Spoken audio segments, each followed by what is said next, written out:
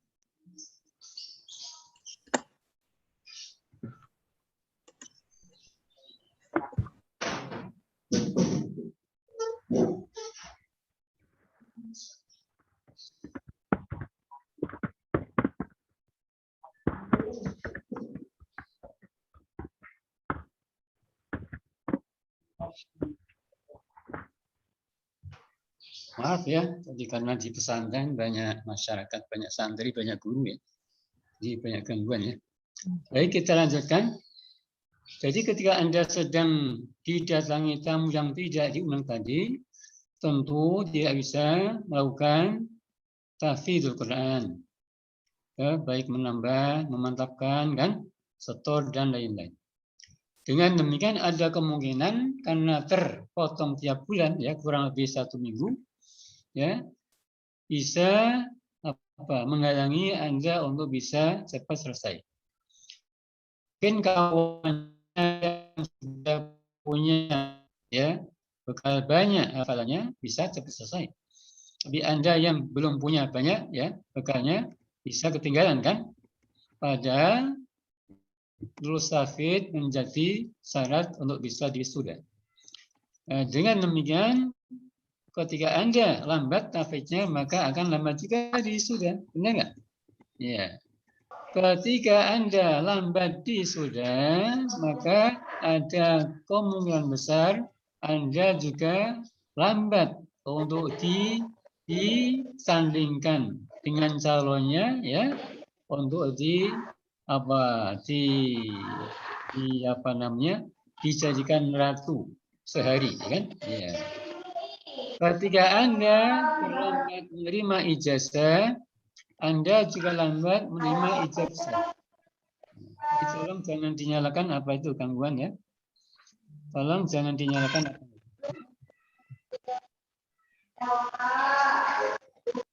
Ini apa ini? Suara apa ini?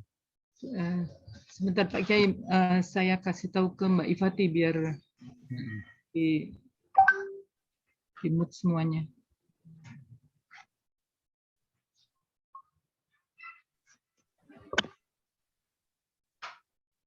Sudah?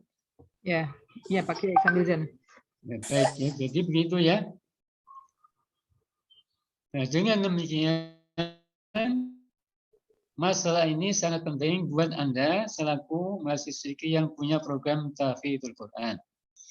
Untuk itu Anda perlu memahami kajian ini bukan saja, ya, menurut pandangan jumhur, yakni fikih Hanafi, Syafi'i dan Hambali, tetapi Anda harus juga tahu pandangan fikih Maliki yang nanti dapat kita jadikan sebagai solusi, ya.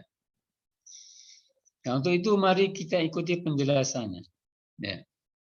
Jumhur ulama, yakni, ya,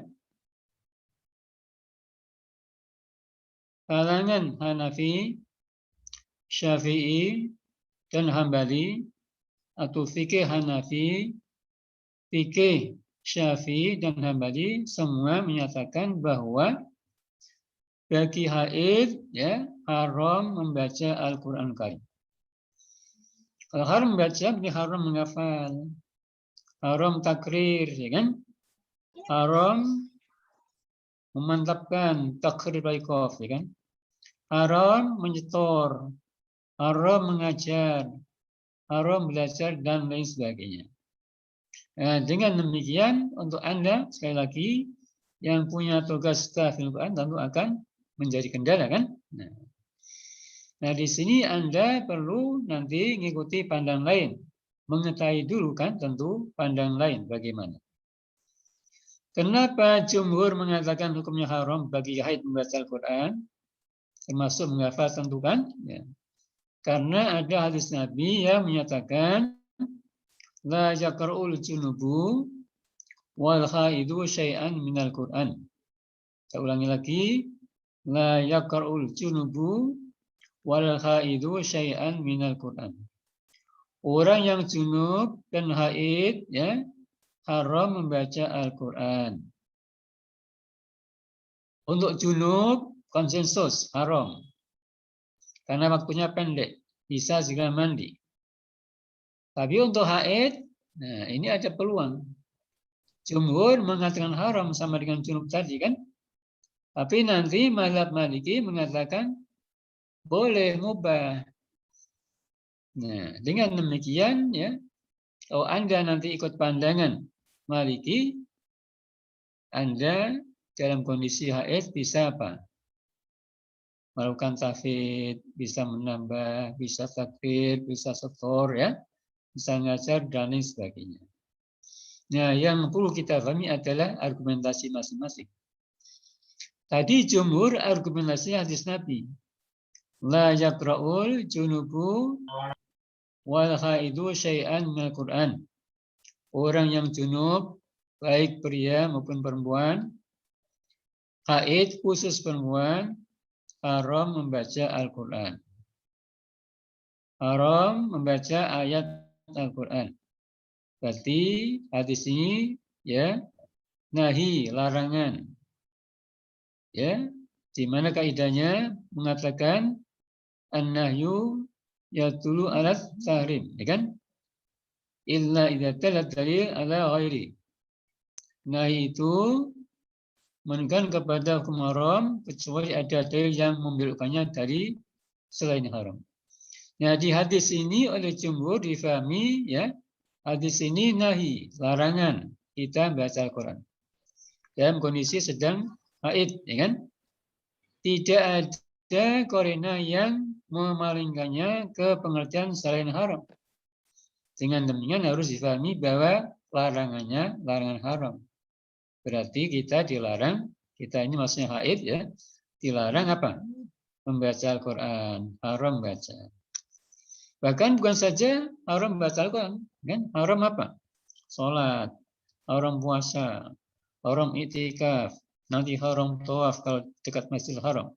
Bahkan haram, mohon maaf ini, dekat-dekat suaminya, bagi yang sudah berkeluarga dalam arti khusus. Nah, sekarang kita lihat bagaimana pandangan mazhab Maliki. Mazhab Maliki tidak menggunakan hadis tadi, ya, tapi menggunakan istisan. Jadi dalilnya istisan. Bagaimana istisannya? Yang penting kita pahami. Begini, ya, istisannya. Kalau perempuan yang sedang haid dilarang membaca Al-Quran, haram membaca Al-Quran, maka alangkah ruginya menjadi perempuan muslimah. Kenapa rugi? Karena tiap bulan waktunya ada yang kosong dari aktivitas ibadah, kosong sama sekali. Tadi kan datang tamu tidak undang, haram baca Al-Quran, haram belajar Al-Quran, haram ngajar Al-Quran, haram tahfidz Al-Quran, haram takdir, haram jadi instruktur tahfidz, kan?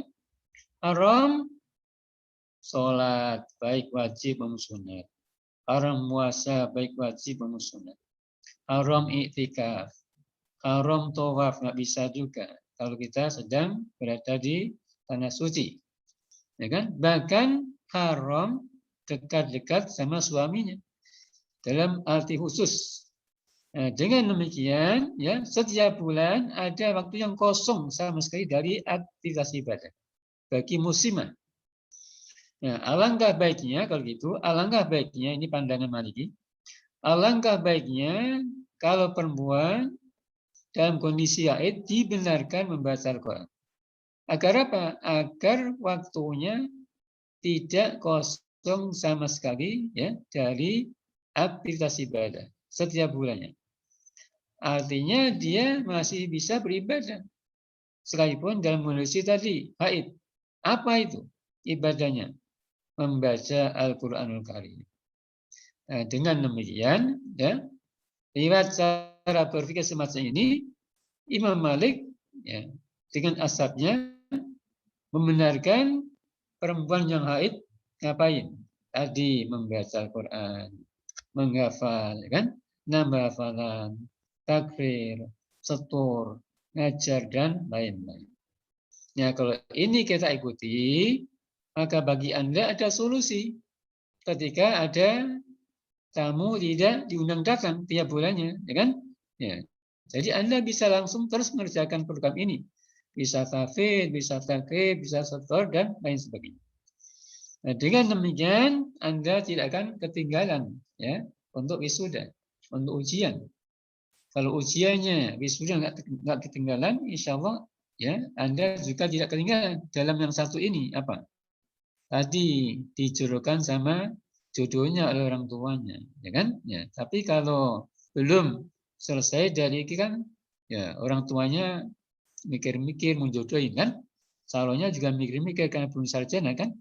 Nah, inilah solusi yang bisa dipakai oleh Anda ketika Anda sedang datang bulan, datang tamu yang jadi undang tiap bulannya tadi kan? Ya.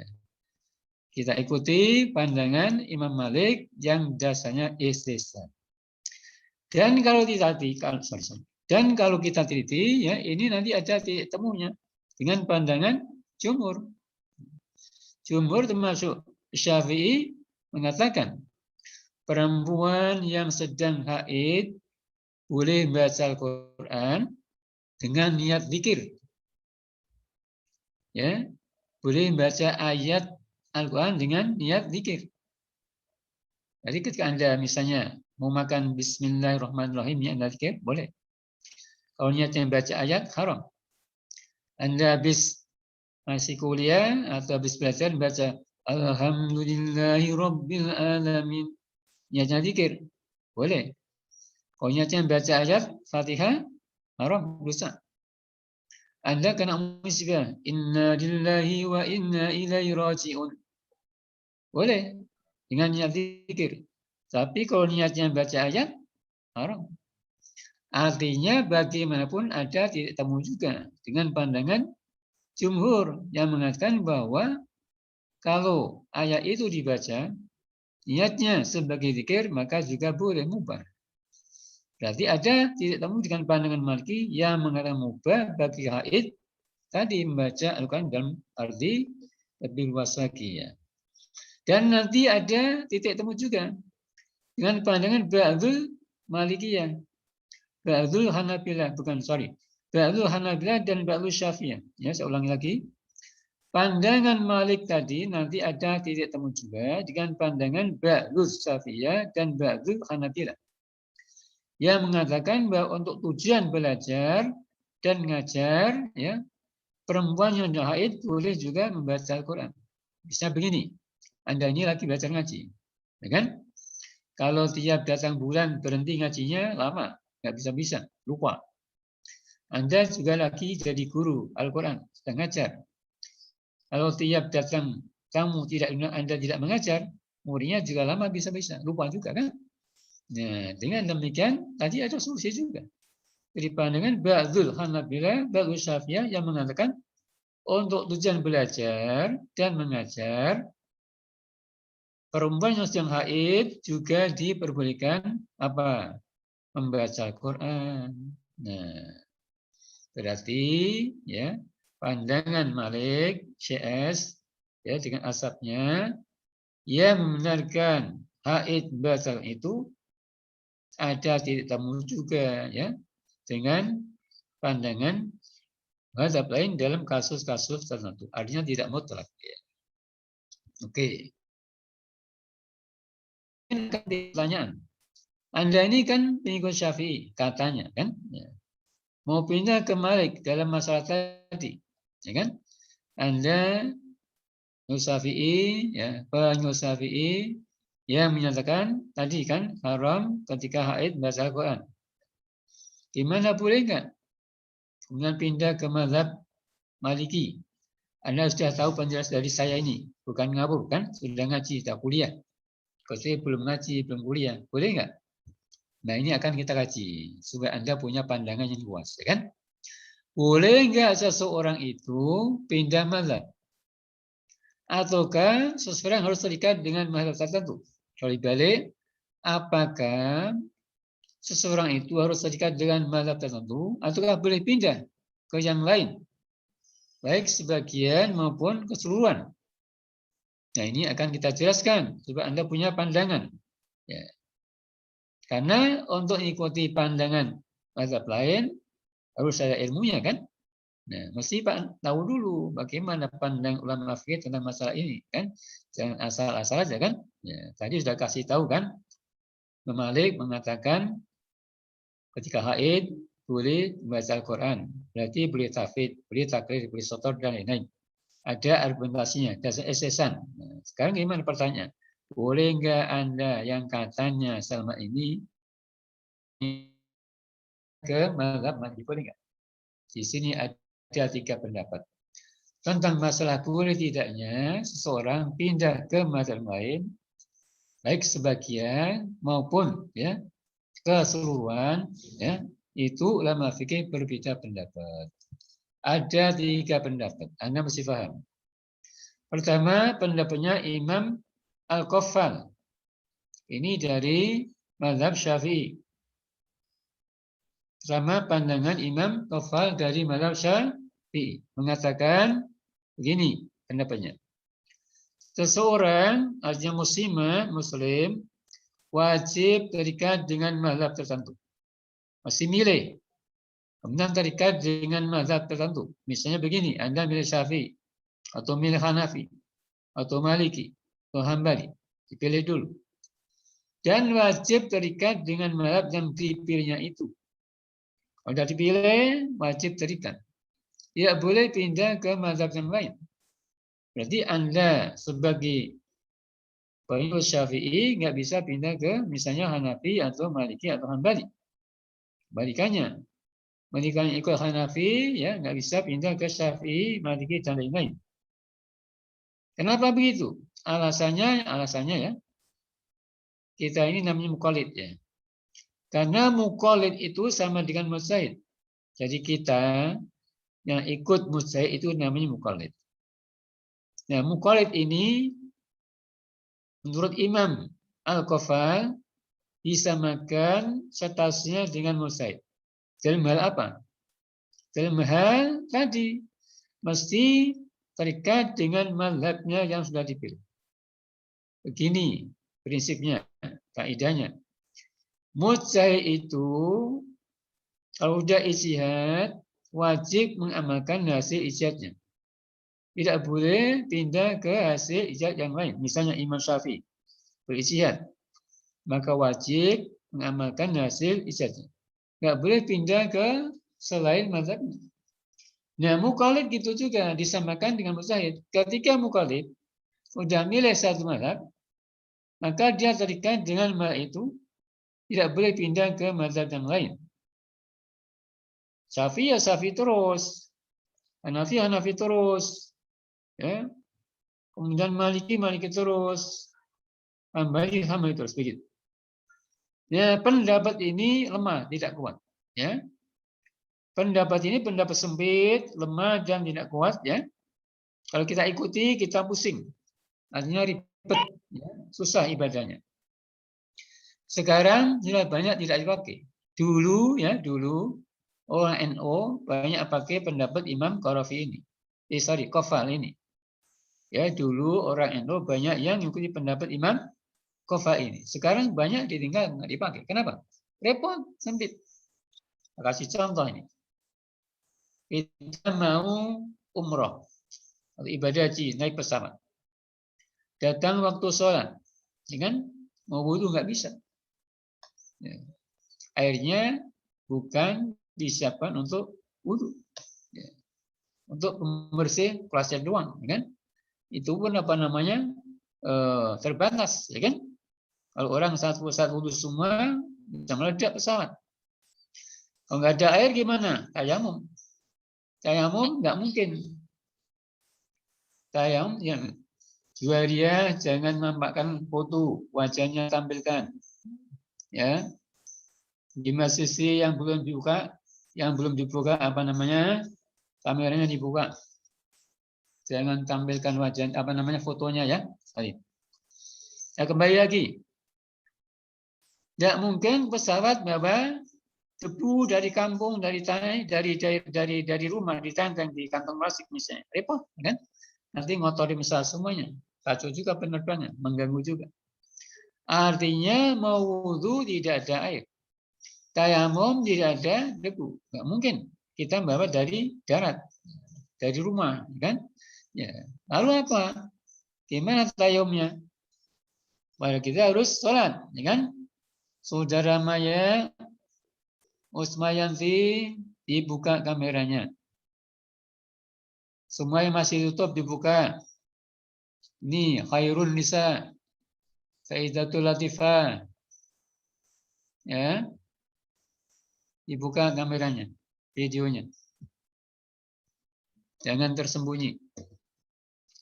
Baik, nanti ilmunya juga tersembunyi, susah ditangkap.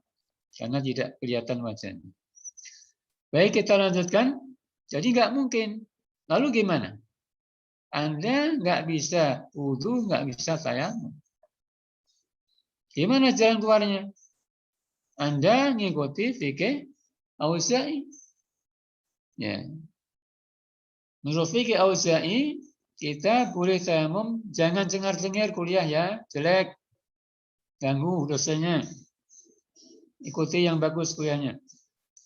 Tolong ingati itu kesemuanya kawannya cengar-cengir, ganggu, ya. Kuliah yang fokus lah, jangan main-main. Baik ya. Jadi harus mengikuti pandangan yang luas. Pandangan Imam Auza'i. Dia mengatakan bahwa ya, kita ini boleh tayamum dengan apa saja yang ada di muka bumi asal suci. Nah, ketika pesawat bisa tayamum dengan jok kursi.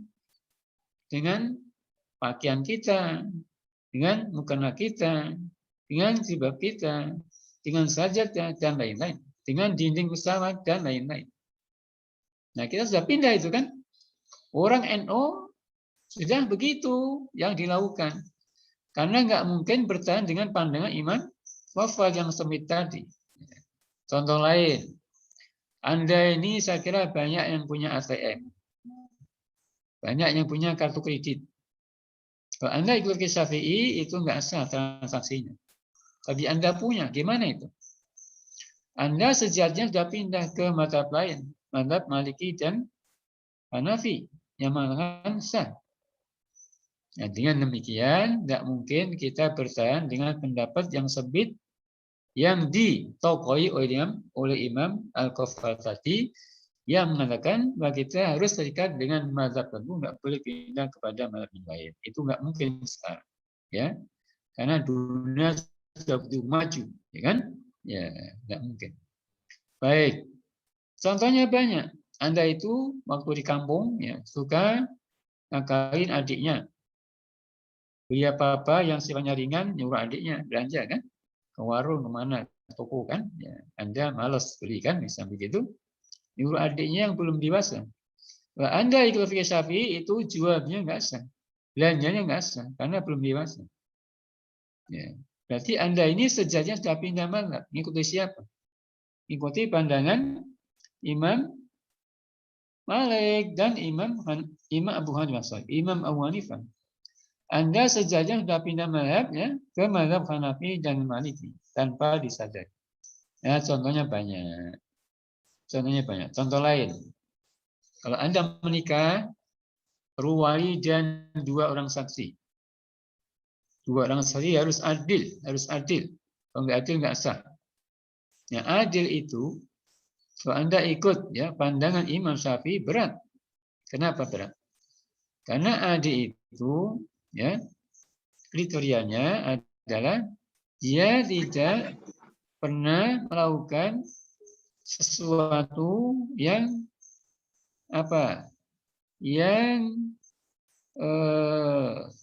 menyalahi, ya, kehormatan, yang kurang hormat, yang kurang layak, ya. Kalau ada seseorang, ya,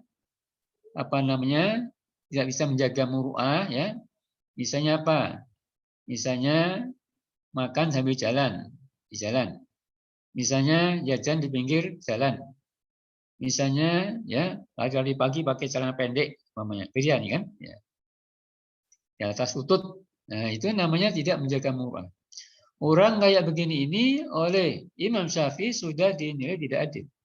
Nggak bisa jadi saksi perkawinan. Nah, kita susah cari saksi 2 yang adil untuk sekarang ini.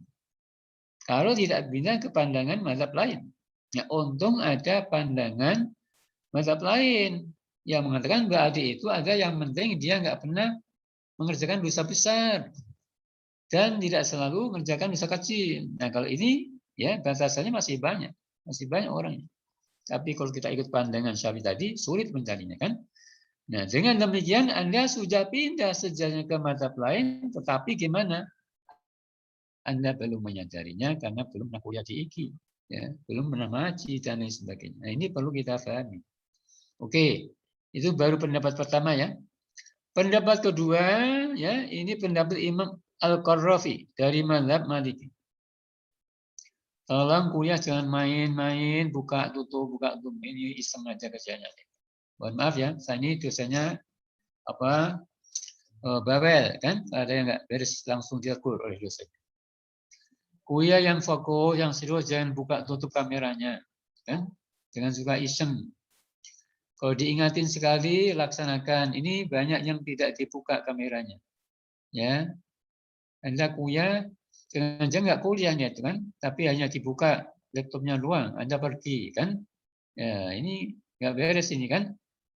Kenapa harus dibuka kameranya? Untuk membuktikan bahwa Anda benar-benar kuliah, kan?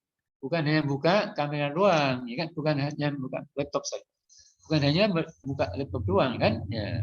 Kalau hanya tampil namanya, ya, nggak dibuka kameranya, ini meragukan, ya. Tolong kau semuanya dikasih tahu itu ya kawan-kawannya.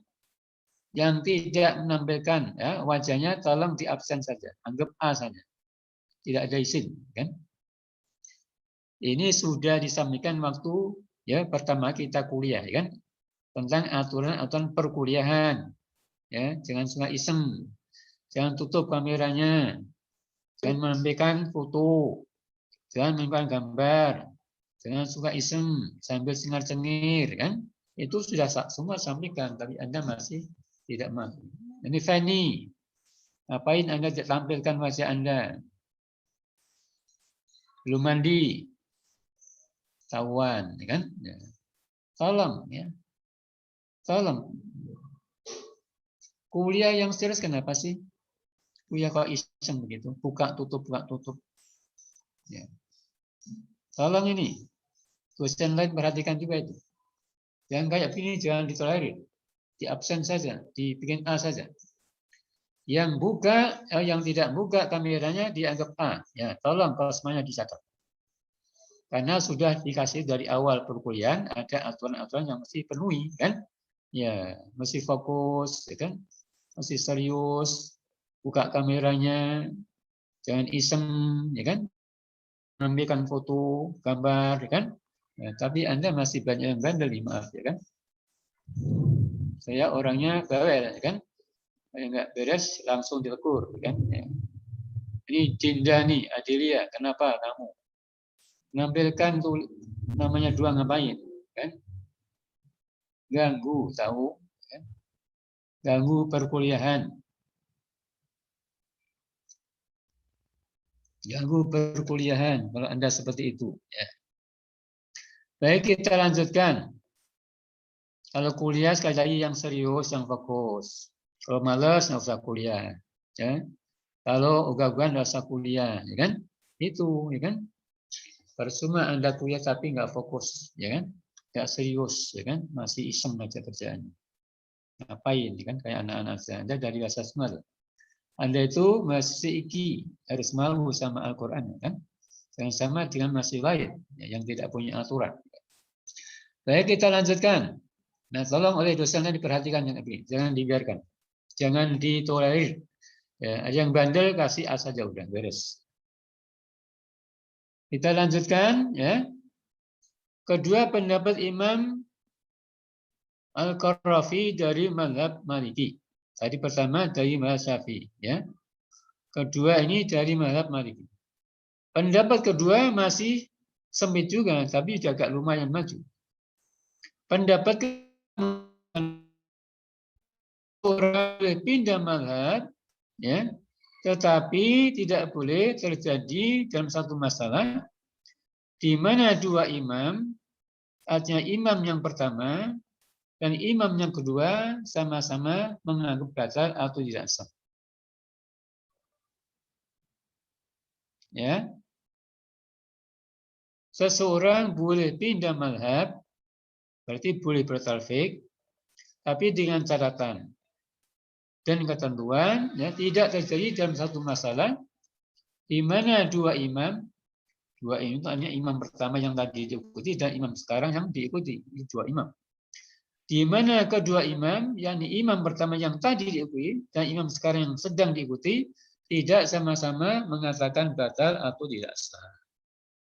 Artinya kalau kedua imam itu mengatakan sah, apa tidak sah atau batal, maka tidak boleh. Nggak boleh tafik semacam itu. Nggak boleh pindah semacam itu. Ya. Contohnya begini. Anda ini pengikut mazhab Syafi'i. Yang kalau wudhu, waktu menyapu rambut kepala hanya 3 kali rambut. Hanya 3 kali rambut kepala. Ya.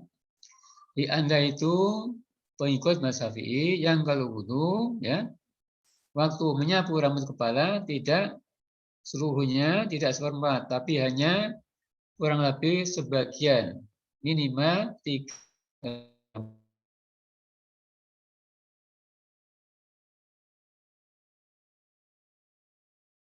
Anda naik angkot dari asrama ke kampus iki Ciputat. Nasibnya sial. Di angkot kesenggol tukang sayur dari Parung. Nah, ada siar ini kan.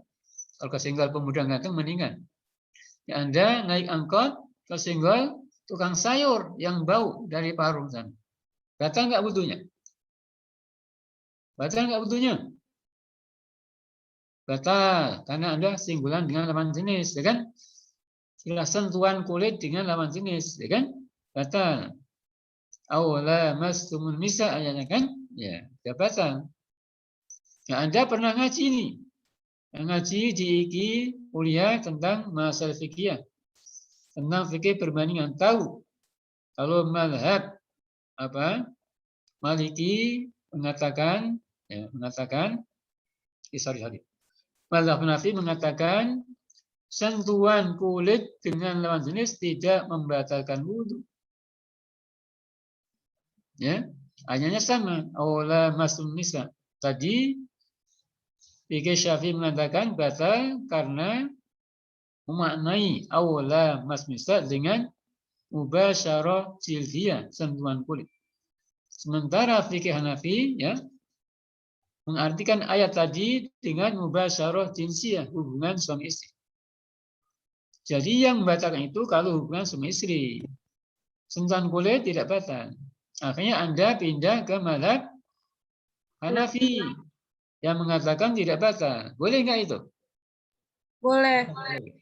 Tidak boleh. Kenapa tidak boleh? Karena Anda menurut Syafi'i sudah batal wudunya. Karena sudah sentuhan sama pria lain, ya kan? Tukang sayur dari parung tadi kan? Nah, Anda belum sah wudunya menurut Imam Abu Hanifah, mazhab Hanafi. Kenapa? Karena waktu wudu Anda waktu menyapu kepala hanya sebagian rambut kepala, 3 rambut, tidak seperempat. Karena menurut mazhab Hanafi, waktu menyapu rambut kepala harus seperempat kepala, kan? Ini kira-kira bagian mana kepala nih? Nah, gitu, ya. Lalu disapu, boleh kanan, boleh kiri, ya, boleh depan kanan, depan kiri, belakang kanan, belakang kiri.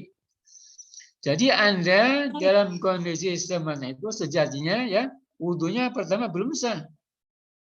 Menurut Imam Abu Hanifah, mazhab Hanafi kan? Mazhab Hanafi. Dan Anda sudah batal menurut mazhab Syafi'i. Nah, ini berarti dua imam. Imam yang pertama Anda ikuti Imam Syafi'i. Imam kedua yang sekarang Anda ikuti Imam Abu Hanifah sama-sama menganggap tidak sah atau batal. Yang kayak begini tidak dibenarkan. Tidak benar. Baru boleh kalau tadi Anda wudu menyapunya seperempat kepala. Tadi kan wudu, kan? Menyapunya jangan hanya 3 rambut, tapi seperempat rambut kepala. Nah, kemudian kesenggol pilihan lain gimana? Ikuti mazhab Hanafi yang memang tidak batal, boleh. Karena tadi wudunya sudah seperempat kepala menyapunya. Nah, itu boleh, kan? Nah, contoh lain. Nah, ini nanti terjadi waktu Anda umroh atau ibadah haji kan, ya contohnya itu juga kan, Anda sudah wudu, sudah tawaf, ya kesenggol pria lain karena berdesak-desakan pasti senggol ya kan. Nah, kalau Anda ikut siapa? Ikut Syafi'i kan batal. Nah, pindah ikut Hanafi nggak batal. Tapi harus diatur seperti itu. Kalau Anda ikut pandangan Imam Al-Qarafi tadi kan, ya. Nah, nanti ada pandangan yang luas nanti. Sekarang ini dulu. Nah, contoh lain sekarang. Contoh lain begini. Anda wudunya ikut Syafi'i. Waktu wudu digosok-gosok nggak? Saya tanya. Kalau Anda ikut Syafi'i, waktu wudu digosok-gosok nggak? Usmita, AMPA yang cantik, mana wajahmu? Kok tidak ditampilkan? Tampilkan wajahmu yang cantik. Kelihatan. Ya, jadi begitu ya. Contoh lain begini, Anda wudu ikut ke Syafi'i. Yang tidak pakai digosok-gosok, pokoknya karena air mukanya, tangannya tidak perlu digosok-gosok. Gosok-gosok itu sunnah. Kemudian ya lagi jalan-jalan keluar dari asrama mau ke IKI kesenggol anjing. Punya Cina sebelah. Masih ada Cina sebelah itu kan, punya anjing kan? Ya. Ini anjingnya cinta sama Anda nih. Anda disenggol-senggol oleh anjingnya. Batal nggak wudunya? Batal. Anjing kan najis mulallah kan? Berarti Anda kena najis mulallah, wudunya batal. Anda pernah kuliah masalah fikih, pernah diajarkan, ya. Kalau Imam Malik itu punya pendapat disenggol anjing tidak najis, berarti nggak batal wudunya. Boleh nggak ikut sama Imam Malik dalam kondisi semacam itu, supaya wudu nggak batal? Tadi wudunya nggak pakai digosok-gosok, ya kan? Ketika disenggol anjing, akhirnya Anda ikut Imam Malik yang mengatakan anjing tidak najis, berarti wudu nggak batal. Boleh nggak? Tidak boleh. Kenapa? Karena Anda pertama, menurut Imam Syafi'i sudah batal wudunya dengan disenggol anjing. Kedua, Anda ikut Imam Malik juga sudah belum sah wudunya. Kenapa? Karena tadi dia gosok-gosok. Berarti kalau Anda mau ikut, tadi wudu gosok-gosok dulu. Nanti ketemu anjing, ya disenggol, ya udah biarin aja, tetap punya wudu, sah kan? Nah, ini namanya pindah yang diperbolehkan menurut Imam Al-Qarrafi. Sempit apa luas pendapat ini? Masih sempit. Masih sempit. Pendapat pertama paling sempit. Pendapat kedua ya agak lugas dikit tapi masih sempit. Nah, sekarang pendapat ketiga ini yang luas. Pendapat ketiga ini pendapatnya Imam Al-Kamal Ibnul Hammam atau Al-Kamal Ibnul Humam, ya kan? Ini tokoh mazhab Hanafi yang mengatakan bahwa seseorang tidak wajib terikat dengan mazhab tertentu. Dia boleh pindah ke mazhab lain, baik sebagian maupun keseluruhan. Saya ulangi lagi. Pandangan Imam Al-Kamal Ibnul Humam atau Ibnul Hammam, ya, bahwa seseorang, kita ini maksudnya, boleh pindah ke mazhab lain, ya, baik sebagian maupun keseluruhan. Tidak wajib terikat dengan mazhab tertentu. Anda tidak wajib terikat dengan mazhab Syafi'i. Tidak wajib terikat dengan mazhab Hanafi. Tidak wajib terikat dengan mazhab Maliki. Tidak wajib terikat dengan mazhab Hambali. Anda bebas memilih dan boleh pindah kapan saja, sebagian atau keseluruhan. Ya, ini, ya kan? Apa argumentasinya? Banyak, argumentasinya banyak. Pertama argumentasinya, di Al-Quran disebutkan, ya, kalau kita nggak punya ilmu, nggak tahu tentang Islam, tanya kepada ahlu zikri, siapa saja, tidak dibatasi ulamanya. Fasalu ahla zikri in kuntum la ta'lamun. Bukan fasalu Imam Abu Hanifa in kuntum la ta'lamun. Bukan fasalu Imam Syafi'i in kuntum la ta'lamun. Bukan fasalu misalnya Imam Malik bin Anas in kuntum la ta'lamun. Tidak, tapi umum, ya kan? Siapa saja boleh. Berarti ayat ini mengarahkan kita untuk ikut mazhab mana saja, asal sudah tahu ilmunya, sudah ngaji. Dari mana itu pendapat diambil? Siapa imamnya? Di kitab apa? Apa argumentasinya? Nah, boleh. Tapi kalau belum ngaji mana bisa pindah? Nggak mungkin kan? Jadi harus ngaji dulu, kuliah dulu lama, punya ilmunya, baru boleh itu kan? Iya. Anda bebas memilih pendapat mana saja yang Anda sudah pelajari, sudah kuasai, ya.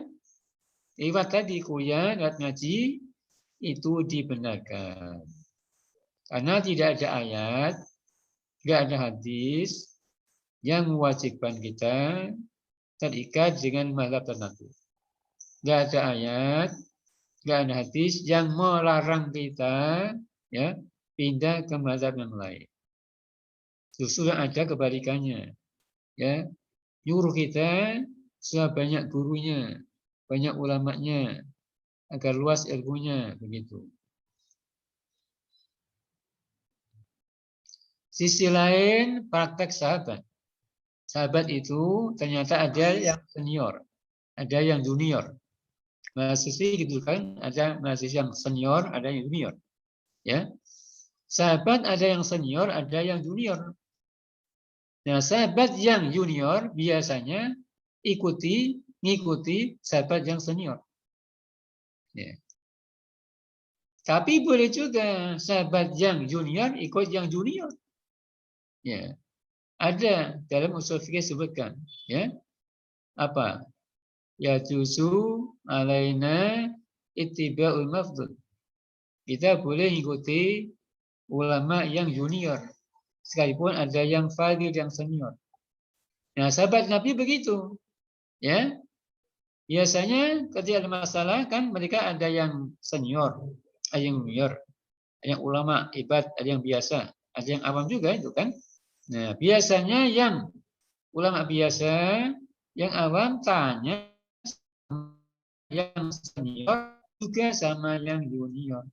Kemudian ya, Nabi juga membenarkan praktek ini kepada mereka. Artinya Nabi tidak melarang sahabat yang ikut kepada sahabat yang junior. Ya. Nah, ini berarti menjadi argumentasi. Menjadi dalil bahwa ya kita boleh pindah mazhab. Kita boleh tidak terikat dengan mazhab tertentu. Kita boleh mengikuti pandangan mazhab lain baik sebagian maupun keseluruhan ya asal sudah mengaji. Kuncinya satu, sudah mengaji. Ya belajar, ya kuliah tentang itu. Kalau belum, ya nggak bisa, mana bisa kita belum tahu ilmunya kan, nggak mungkin kan? Itu saja. Artinya dasarnya ya pedomannya yang penting kita sudah mengaji, sudah kuliah, punya ilmunya, tahu ini pendapat imam itu di kitab ini argumentasinya. Nah kita boleh ikut. Ini pendapat yang sekarang banyak dipakai oleh dunia Islam. Ya, MUI banyak fatwanya yang pakai pandangan ini, ya kan? Artinya bebas, bukan saja pendapat Imam Syafi'i, tapi juga pendapat imam yang lain, misalnya Abu Hanifah, Imam Malik dan lain-lain. Artinya praktek di Indonesia oleh lembaga-lembaga fatwa sudah banyak dilakukan, ya kan? Terutama MUI, ya kan? Di mana fatwanya banyak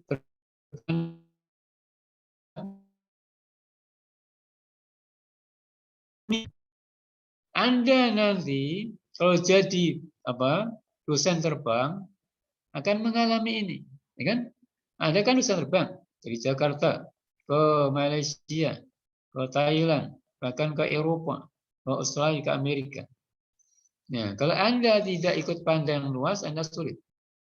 Misalnya, Anda dosen terbang, banyak di pesawat, ketemu waktu zuhur sholat, asar sholat, maghrib sholat, isya sholat, subuh sholat.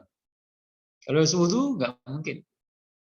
Pakai tayamum nggak mungkin, ya kan? Berarti Anda nggak bisa ikut pandangan Imam Syafi'i. Lalu gimana? Anda bisa ikut pandangan tadi Imam Auza'i yang mengatakan Anda boleh tayamum dengan apa saja yang ada di surat asal suci. Apa argumentasinya? Fatayammamu sha'idan thayyiba, itu argumentasi. Jadi jumhur sama ayatnya itu, kemudian Imam Auza'i juga itu ayatnya. Fatayammamu sha'idan thayyiba, adalah kamu tayamum dengan debu yang suci. Ini pandangan jumhur. Sha'idan thayyiba artinya turuban tahuro, debu yang suci. Sementara Imam Auza'i berpendapat ya, ma sa'uda ala wasil ardi. Adalah kamu tayamum dengan apa saja yang ya. Dengan demikian merasa saja, tidak ada masalah. Tapi bekalnya, modalnya sekali lagi harus banyak ilmunya. Berarti banyak membaca kitab beli, ya kan? Banyak belajar kitab beli, ya kan? Banyak mutolak kitab beli. Karena ilmunya ada di situ. Nggak cukup taklif saja, kan? Sabina saja, atau satu mazhab saja nggak mungkin kan? Artinya Anda harus banyak belajar tentang fikih perbandingan supaya bisa membantu Anda ya mencari solusi ketika nanti di perjalanan ada masalah yang Anda hadapi terkait dengan hukum Islam. Ada solusi. Saya kira cukup dulu. Ada yang bertanya? Jadi ada dua hal penting yang kita bahas tadi ya. Pertama masalah apa? Hukum perempuan yang haid Sudah selesai menghafal. Tadi sudah disampaikan bagaimana pendapat ulama, argumentasi sudah ya. Sekarang tadi yang kedua tentang pandangan ulama dalam boleh tidaknya kita pindah mazhab ya, baik sebagian maupun keseluruhan. Atau tentang hukum talfik ya. Talfik itu artinya kita beribadah ya menggunakan dua pendapat ya dari dua imam atau lebih. Kita sholat, kita wudhu, ya kan? Kita haji, yang kita pakai bukan saja satu pendapat dari satu imam, tapi bisa dua, bisa tiga, bisa empat, itu namanya talfik. Nah, talfik itu tadi hukumnya kan? Ada tiga pendapat. Baik, silakan mungkin ada pertanyaan, kita akhiri. Sebelum kita akhiri ada pertanyaan? Kalau nggak ada, alhamdulillah. Ada Pak Kiai, itu Mbak Jazilatul Maula mau tanya Pak Kiai. Ya, silakan. Silakan. Terima kasih Pak Kiai. Sama-sama. Iya. Ya, gimana Ini semua? Dia bertanya kayak ini, ada studi kasus misal seperti ini. Biasanya kan kalau misal ada acara haul itu ada semaan alumni kayak gitu. Itu di pesantren saya. Terus misal contoh saya sedang haid gitu.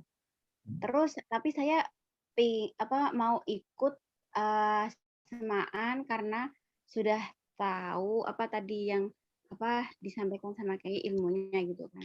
Terus ada teman saya, loh kok baca gitu kan nggak boleh karena tradisi kalau orang di pesantren itu kan kalau haid itu kan memang tidak boleh membaca. Nah, terus bagaimana kita sebagai orang yang sudah paham ilmu yang sudah disampaikan Kiai, apakah kita hanya memberikan pencerahan. Gimana menjelaskannya begitu ya? Atau gimana menjelaskan? Ya, bagaimana menjelaskannya atau mungkin kita lebih baik nyimak saja atau bagaimana Kiai? Iya, jadi itu kesempatan bagus ya. Untuk ngasih pencerahan kepada saudara kita ya yang selama ini banyak pakai mazhab Syafi'i yang tadi kan katakanlah sempit ya kan? Ya. Disampaikan aja. Jadi tentu panggil aja ke rumahnya, jangan makan-makan dulu, ya kan? Nanti di rumah kasih penjelasan. Kamu mesti ngaji ke rumahku, bilang aja gitu, ya kan? Ya, sambil makan nanti ngaji, kita kasih penjelasan, ada ilmunya ini, gitu. Supaya mantap, buka kitabnya, nah, gitu kan? Anda buka kitabnya, misalnya kitab apa? Bidal Mujahid kan, paling gampang kan? Atau Syarah Muhadzab, atau kitab apa kan? Nah, begitu. Atau tafsir, ya, tafsir juga kan, soalnya kan? Ya, dibuka di situ kasih penjelasan. Ya, supaya tambah mantap dia kan. Ya, jadi jelaskan bahwa masalah fikih itu ya kita bebas memilih pendapat mana saja asal sudah ngaji sudah belajar. Makanya kamu mesti ngaji lagi sama aku. Nah, gitu kan? Ya, ajak kawan ngaji sama aku. Nanti langsung jadi punyai kamu kan? Iya, begitu ya kan? Pokoknya dikasih pencerahan supaya menyadari bahwa ilmunya dia masih terbatas kan? Perlu ngaji lagi ya. Anda yang memberikan ilmunya, begitu caranya, ya kan? Jadi jangan dimarahin atau dicemooh atau dicuekin, ya kan? Pokoknya disambut dengan baik, ya kan? Dilayani dengan baik, tapi jangan di situ jelasinnya nanti malah nggak bingung, ya kan? Nggak mungkin kan dalam acara khataman kan jelasin di situ kan? Kalau singkat mungkin boleh kan? Tapi untuk luasnya kan dipanggil ke rumahnya, kan? Nah, saya mau bilang aja, saya lagi masak enak nih, kamu ke rumah saya, yuk. Nah, nanti di situ kasih penjelasan. Saya kira bagus. Dan Anda punya kewajiban, karena sudah punya ilmu, nah harus sampaikan sama umat kan? Ya, ilmu yang sekarang saya sampaikan kepada Anda itu Anda punya kewajiban, menyampaikan kepada umat lain kan? Sebab mereka punya wawasan luas, ya kan? Ya, jangan tak ada perubahan kan? Jangan itu aja kan? Ilmu ini kan luas banget, dalam banget kan? Harus dikaji semuanya, pelajari semua supaya Islam itu maju gitu kan? Kalau satu buku saja, satu imam saja, satu ulama saja ya sempit kan wawasannya kan? Islam nggak maju-maju kan? Nah, jadi begitu caranya ya. Pokoknya yang jelas Anda punya kewajiban menyampaikan itu dengan cara yang baik, yang bijaksana, supaya bisa menerima kan? Dan tidak terjadi katakanlah semacam khilaf yang akhirnya kemudian tidak rukun ya kan? jangan sampai ya kan. Ya, atau Anda dianggap menyimpang atau bid'ah kan jangan sampai kan. Ya, bilang ini bukan bid'ah gitu. Ini perbedaan dibenarkan. Nah, kembali kepada kemarin yang saya terangkan kan. Kan ada perbedaan yang dibenarkan. Ada perbedaan yang tidak dibenarkan. Nah, ini masuk kategori apa? Perbedaan yang dibenarkan, yang ditolerir oleh Islam kan. Ya, dan contohnya banyak. Baik, mungkin cukup ya jawabannya ya. Kalau panjang lebar khusus apa? Kuliah tapi harus bayar mahal. Ya. Ya, Pak Yai, ini ada satu lagi. Oh, ada Ya. dua. Ya, apa? Wiwit dan Subha. Silahkan Kak Wiwit. Ya, silakan. Baik, mohon izin bertanya Pak Yai. Ya, ya. Jadi ini terkait studi kasus, bagaimana sekiranya di suatu daerah ada suatu kondisi nggak ada air. Nah, yang tadi terkait fatayammamu sa'idan thayyiban, itu kan harus pakai debu yang suci. Nah, tapi ada dari beberapa orangnya itu alergi debu Pak Yai, alergi debu. Nah, jadi nggak bisa kena debu sedikit, nah itu langsung kambuh gitu. Nah, itu bagaimana sekiranya? Terima kasih Pak Yai. Kan tadi sudah dijawab ya kan. Kalau Anda ngikuti penjelasannya sudah bisa jawab gitu kan. Anda tayamumnya pakai bedak saja, sambil bedakan tayamum. Nah, bisa tayamum pakai bedak, bisa pakai jilbab, bisa pakai kain, bisa pakai baju kita, itu dibenarkan oleh Imam Auza'i tadi kan. Ya, jadi Anda bisa pindah mengikuti pandangan mazhab Auza'i yang mengatakan boleh tayamum dengan apa saja yang ada di muka bumi asal suci. Bedak suci nggak bedak? Suci. Di atas bumi, di dalam bumi tempatnya. Di atas bumi kan ya. Berarti kita boleh sambil bedakan niat tayamum. Nah, enak kan? Nah, itu solusinya. Jadi nggak repot-repot kan? Iya. Oke, sudah terjawab kan? Artinya Anda jangan ragu bahwa boleh tayamum dengan apa saja yang suci yang ada imamnya. Imam Auza'i ada pendapatnya kan, ada argumentasinya kan. Tadi ayatnya fatayammamu sha'idan thayyiban. Sha'idan thayyiban oleh Imam Auza'i diartikan ma sa'uda ala wajhil ardi. Apa saja yang suci yang ada di muka bumi boleh dipakai untuk tayamum. Nah, ini hanya spesifik beliau ini.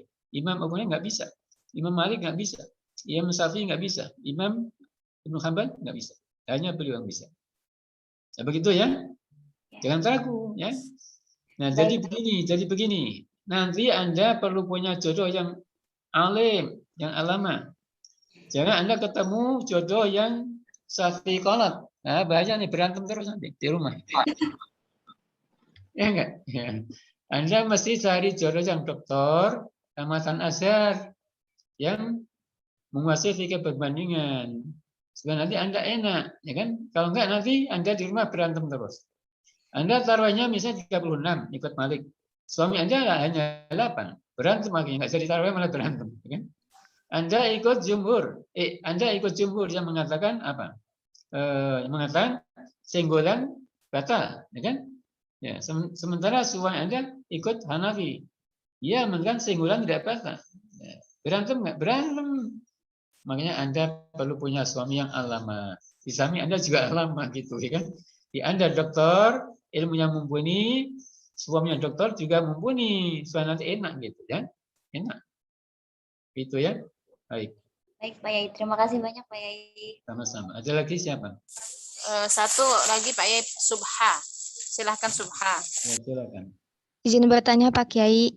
Ya. Jadi jika tadi Pak Kiai sudah menjelaskan hukum membaca Al-Quran dari berbagai dari 4 imam mazhab itu bagi wanita yang sedang haid, bagaimana hukumnya bagi wanita yang sedang haid itu tholabul ilmi di dalam masjid yang mana taklimnya itu seminggu sekali rutin gitu Pak Kiai. Apakah ketika dia haid dia tidak ikut gitu atau bagaimana? Iya. Terima kasih Pak Kiai. Ya, ini bagus pertanyaannya karena sering terjadi ya. Baik ya.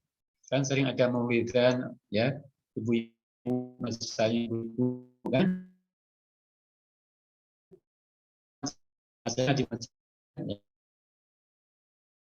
Salah perempuan yang sedang haid ya, apakah boleh ya berada di masjid ya untuk tujuan ngaji, belajar, mengajar dan lain? Ini ulama fikih sudah konsensus, hukumnya haram. Yahrumu ya alal haidi al-muksu fil masjid. Wa yahrumu alal haidi al-muksu fil masjid. Haram bagi haid tinggal di masjid, ya diam di masjid, bukan diam doang ya kan. Ya misalnya tadi ngaji di masjid namanya al-muksu juga kan, ngaji, ngajar, belajar, ya tadi khataman segala macam, ya kan. Itu namanya al-muksu fi masjid, hukumnya haram bagi itu konsensus. Berarti ketika Anda udzur jangan ikut khataman, ya kan? Jangan ikut pengajian, stop dulu, kecuali ngajinya di aula, ya kan?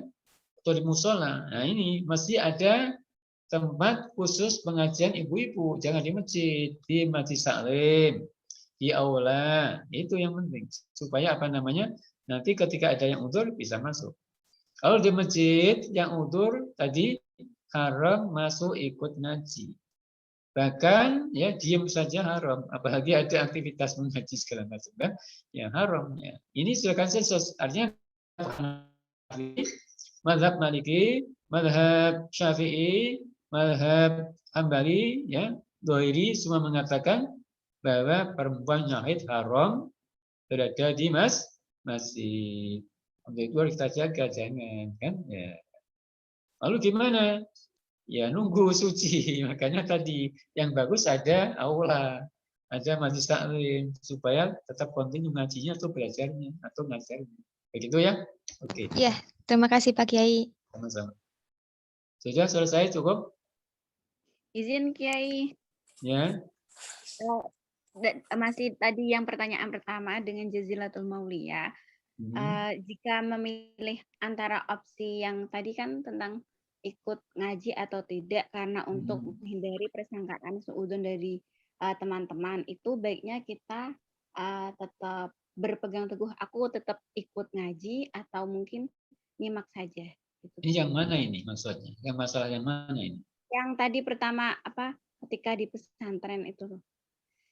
Oh, yang sedang udzur tadi ikut ngaji tadi kan? Iya jangan. Tempatnya yang di masjid tadi itu. Atau ngaji Al-Quran waktu udzur tadi. Iya, jadi waktu tadi kan sudah dijawab kan? Sudah dijawab kan?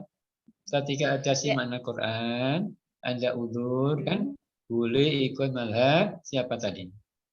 Mazhab Maliki, ya kan? Mungkin kan? Kemudian ya Anda sudah punya ilmunya nih kan? Punya ilmunya yang tadi sudah disampaikan ya, pandangan Maliki bagi haidhah itu tetap boleh membaca Quran, simaan kan? Belajar, mengajar, tahfidz dan itu bisa dipanggil. Ada pertanyaan tadi dipanggil ke rumah kasih penjelasan tadi kan? Iya. Kiai, terus bagaimana cara kita taklid gitu? Atau apakah dengan cara hanya niat saja? Aku niat. Tidak perlu niat. Taklid itu tidak perlu niat, tapi perlu ilmu. Ya, Anda punya ilmunya langsung otomatis pindah kemana sesuai dengan ilmu yang dikendaki, yang dimiliki. Anda kan misalnya ada masalah nih kan? Ada masalah Anda punya, mazhab Maliki begini, Syafi'i begini, Hanafi begini, Hambali begini. Anda sudah punya semua ini kan? Nah, kemudian Anda dihadapkan ke permasalahan yang dihadapi. Ya, yang terjadi. Ya. Tinggal nilai pendapat mana Anda ikuti. Bebas memilih kan? Ya. Tidak harus niat dulu. Misal begini, Anda ini sekarang pengen Syafi'i. Aku niat mau pindah ke mazhab Hanafi, nggak usah begitu.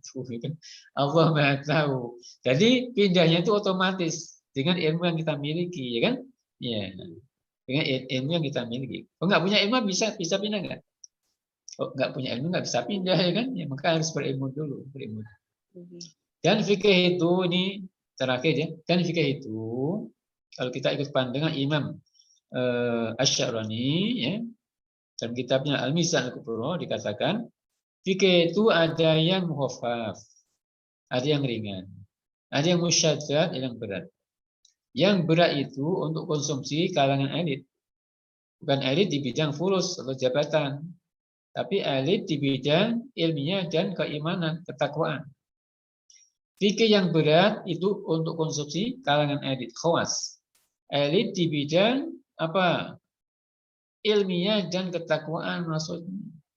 Nah, yang ringan itu untuk konsumsi kalangan awam. Hanya ilmunya yang masih rendah itu pakai yang mudah-mudah tadi kan. Iya, begitu. Nah, dengan demikian ya, kalau nanti ada masalah muncul, banyak pilihan, Anda mengukur diri Anda. Saya ini orang awas, ya, milih pendapat yang kuat, apa yang berat. Anda itu orang awam biasa, pilih pendapat yang ringan. Contohnya begini, Anda di bulan suci Ramadan, ya, masih kuliah banyak tugas, bikin makalah, ngafal itu, story itu. Kalau tarawihnya, ya, 40 naib, 36 maka berat. Kalau tarawihnya 100 maka berat. Anda bisa milih tarawih yang 20 saja. Masih berat, Anda pilih tarawih yang 8 saja. Nah, itu namanya apa? Kita bisa milih yang apa? Yang ringan sesuai dengan kondisi kita. Yang berat tadi ketika Anda banyak waktu luang, kosong, Anda ingin menjadi orang yang tangki, ya kan? Maka milih pendapat yang berat. Begitu, ya kan? Baik, mungkin cukup ya? Cukup, Kiai. Baik, jadi kita akhiri, mari kita baca Subhanakallahumma wa bihamdika asyhadu an la ilaha illa anta astaghfiruka wa atubu ilaik. Sekian, terima kasih, mohon maaf. Wassalamualaikum warahmatullahi wabarakatuh.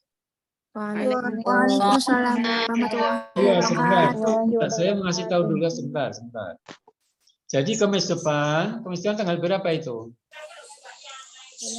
Kamis depan tanggal berapa? 21. 21 ya.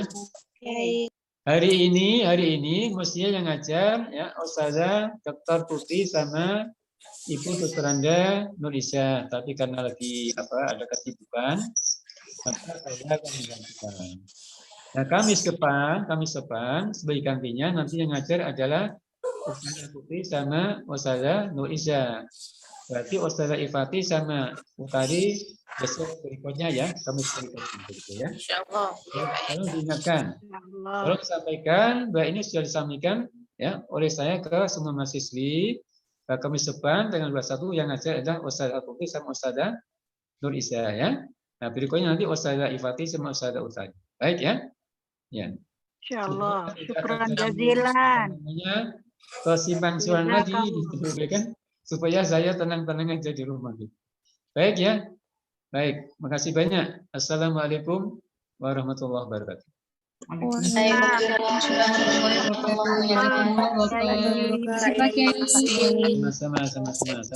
Sama-sama. Ibu izin bertanya. Pak Kiai sudah keluar ya? Ya, ini perhatiannya buat teman-teman semuanya. Jadi kalau Pak Kiai hadir dan juga mungkin untuk mata kuliah yang lain, kameranya dibuka semua, terus fokus. Jadi memang kan tadi kecuali mungkin karena jaringan ya. Kayak tadi itu kan ada yang karena jaringan.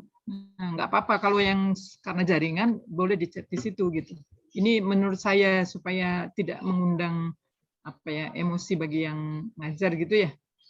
Ya, kita ambil manfaatnya, barokahnya ya. Ya, gitu mungkin itu aja. Untuk absen silakan oleh penjab masing-masing. Ibu Ya. boleh bertanya, Bu? Iya, silakan. Untuk kabar offline IIKI kapan ya, Bu? Mungkin kalau sudah ada rapat senat ya.